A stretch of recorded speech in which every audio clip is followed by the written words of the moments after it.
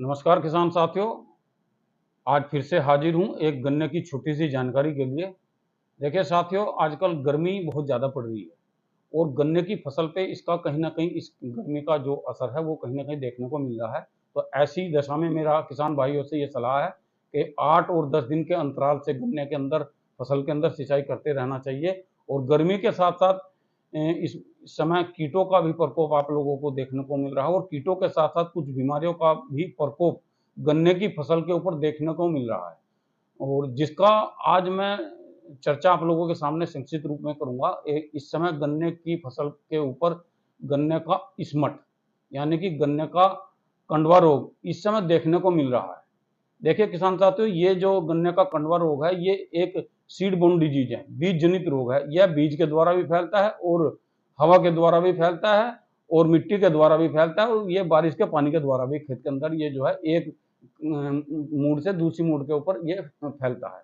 देखिए साथियों, सबसे पहले अगर मैं इसकी लक्षण की बात करूँ तो आप लोग अगर गन्ना की फसल आप खेत में देखने जा रहे हैं, अपने खेत की आप जाँच कर रहे हैं, तो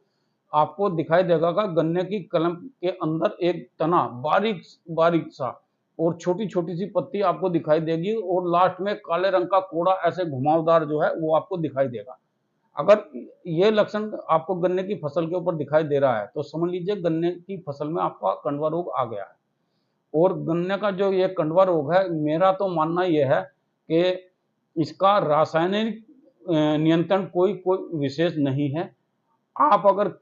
खेत की अपनी जाँच समय-समय पर करते रहे, निगरानी करते रहे, तो इससे बड़ा इसका निदान कुछ नहीं है। तो अगर आप समय-समय पर आप गन्ने की फसल की आप जाँच कर रहे हैं, तो आपको अगर इसके लक्षण दिखाई दें,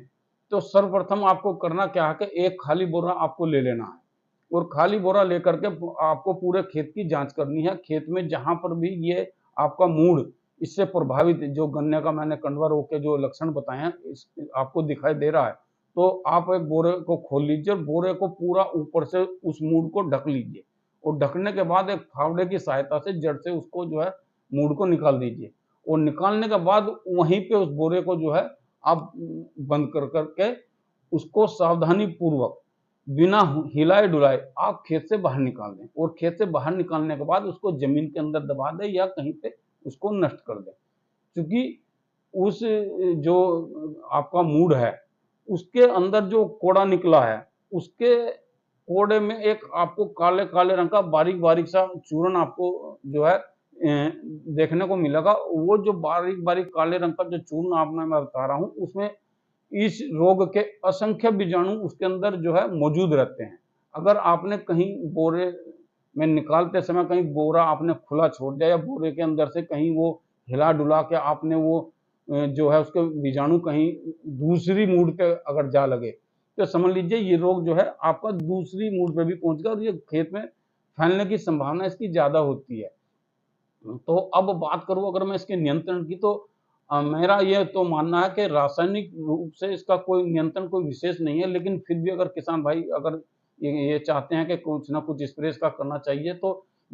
कार्बनडाजिम प्लस मैनकोजेब आप 500 ml जो है ले लीजिए 300 लीटर पानी में 1 एकड़ के लिए और इसका जो है आप छिड़काव खड़ी फसल के ऊपर कराना चाहिए। वैसे तो मैं जो आपको बताया हूँ मैकेनिकल जो इसका नियंत्रण है, वो सबसे बेस्ट तरीका इसका है। तो साथियों, आज का मेरा जो विषय है गन्ने का कंडवा रोग, उसके बारे में आज मेरा इतना ही